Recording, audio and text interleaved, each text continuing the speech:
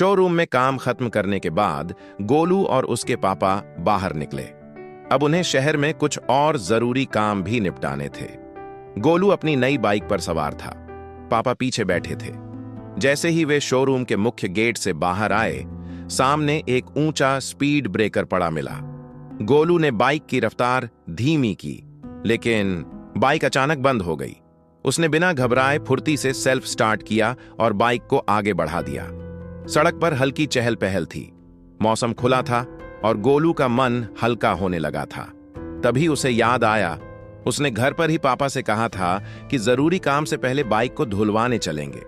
वह मुस्कुराया और कहा, पापा बाइक को पहले धुलवा लें क्या? लेकिन जवाब नहीं आया। गोलू को अजीब लगा। उसने तुरंत गर्दन घुमाकर पीछे देखा और जैसे किसी ने उसका खून निचोड़ लिया हो।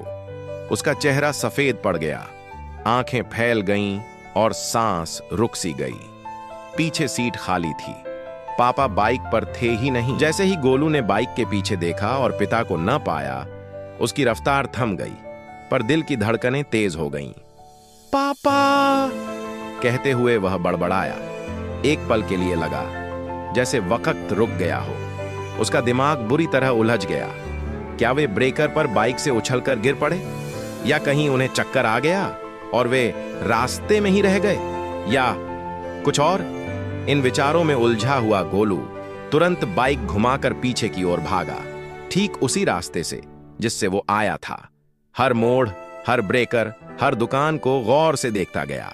शोरूम पहुंचते ही वह लगभग हांफते हुए अंदर गया और स्टाफ से पूछा, मेरे पापा कहीं तो रह नहीं गए? लेकिन जवाब और भी चौंकाने वाला था। नहीं साहब, वो तो आपके साथ ही निकले थे, हमने खुद देखा। गोलू के होंठ सूखने लगे, आंखों में डर उतर आया। उसका मन बार बार एक ही सवाल दोहरा रहा था, अगर पापा रास्ते में गाड़ी से गिरे होंगे या उन्हें चक्कर आ गया होगा, तो जरूर कोई ना कोई उन्हें उठाकर देख रहा होगा। यह सोचकर वह उसी जगह लौटा जहां उसने पहली बार पीछे देखा था। हर नुक्कड़, हर छाया, हर आवाज को गौर से परखा, पर कोई निशान नहीं मिला। फिर उसके मन में ख्याल आया, अगर शोरूम के पास ही कुछ हुआ होगा तो शायद पापा वहीं हों। और वह एक बार फिर शोरूम लौट गया, लेकिन वहां भी वही जवाब, वही मायूसी। अब वह टूटने लगा था, आंखों में चिंता, माथे पर पसीना, दिल में बेचैनी। वह सड़क पर जो भी दुकान मिलती, जो भी इंसान दिखता, हर किसी से वही सवाल पूछता, क्या आपने मेरे पापा को देखा है? पर जवाब हर बार एक सा था, नहीं।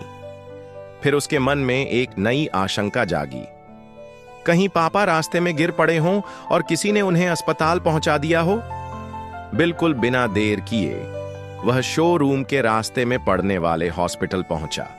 सीधा रिसेप्शन पर जाकर बोला, मैम, क्या मेरे पापा आपके अस्पताल में एडमिट हैं? रिसेप्शनिस्ट ने कंप्यूटर पर कुछ देखा और सिर हिलाते हुए कहा, नहीं सर, इस नाम का कोई भी आज भर्ती नहीं हुआ है। अब गोलू का सब्र जवाब देने लगा था। उसकी आंखें भर आईं, दिमाग सुन्न पड़ने लगा। तभी एक उम्मीद की किरण मन में कौंधी।